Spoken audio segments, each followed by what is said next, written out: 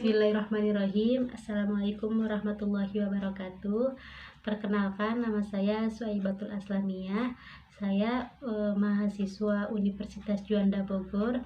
Di sini saya akan menjelaskan tentang pembelajaran abad ke-21.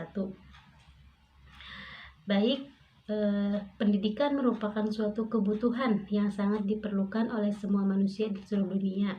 Meskipun demikian, pendidikan di Indonesia memiliki kelebihan dibanding dengan negara-negara tersebut atau negara maju lainnya dengan dasar pendidikan Pancasila dan Undang-Undang Dasar 1945 yang berakar pada budaya bangsa yang mengedepankan karakter yang sangat diperlukan dalam menghadapi tantangan abad ke-21. Pembelajaran abad ke-21 merupakan pembelajaran yang mengintegrasikan kemampuan literasi, kecakapan pengetahuan, keterampilan dan sikap, serta penguasaan terhadap teknologi.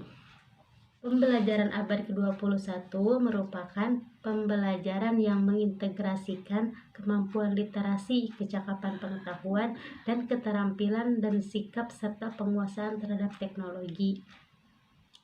Oleh sebab itu, proses pendidikan harus dapat mengembangkan karakter dan kecakapan, baik yang terkait dengan pilar pendidikan maupun kecakapan yang dibutuhkan di abad ke-21, termasuk meningkatkan profesi dan kompetensi guru, karakteristik pembelajaran dan karakteristik peserta didik, serta kecakapan hidup yang berkarir. Pilar pendidikan merupakan suatu guru pendidikan. UNESCO memberikan 4 pilar pendidikan yang terdiri atas learning to know, learning to do, learning to be, and learning to live together in peace. Tetapi, untuk mencapai tujuan pendidikan nasional tidak cukup dengan 4 pilar tersebut. Maka dalam pendidikan di Indonesia ditambah dengan pilar pendidikan.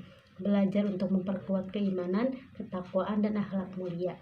Yang pertama, belajar learning to know, yang artinya untuk mencari tahu. Belajar untuk mencari tahu terkait dengan cara mendapatkan pengetahuan melalui penggunaan media dan alat yang ada, misalnya berupa buku, orang, internet, dan teknologi yang lainnya. Pertama, learning to know, yang artinya belajar untuk mencari tahu. Belajar untuk mencari tahu terkait dengan cara mendapatkan pengetahuan belajar melalui penggunaan media atau internet yang ada. Maksudnya alat yang ada. Media tersebut bisa berupa apa saja, termasuk buku, internet, koran, atau teknologi yang lainnya. Yang kedua ada learning to do, yang artinya belajar untuk mengerjakan ataupun bisa disebut dengan berkarya. Hal ini tidak terlepas dari belajar mengetahui karena perbuatan yang tidak terlepas dari ilmu pengetahuan. Belajar untuk mengerjakan ini sangat diperlukan latihan keterampilan. Bagaimana peserta didik dapat menggunakan pengetahuan tentang konsep atau prinsip mata pelajaran tertentu dalam mata pembelajaran lainnya atau dalam kehidupannya sehari-hari. Dengan demikian, peserta didik memiliki pengetahuan dan keterampilan yang dapat mempengaruhi kehidupannya dalam menentukan pilihan kerja yang ada di masyarakat. Yang ketiga ada learning to be, yang artinya belajar untuk menjadi. Nah, belajar untuk menjadi itu bisa disebut dengan berkembang utuh.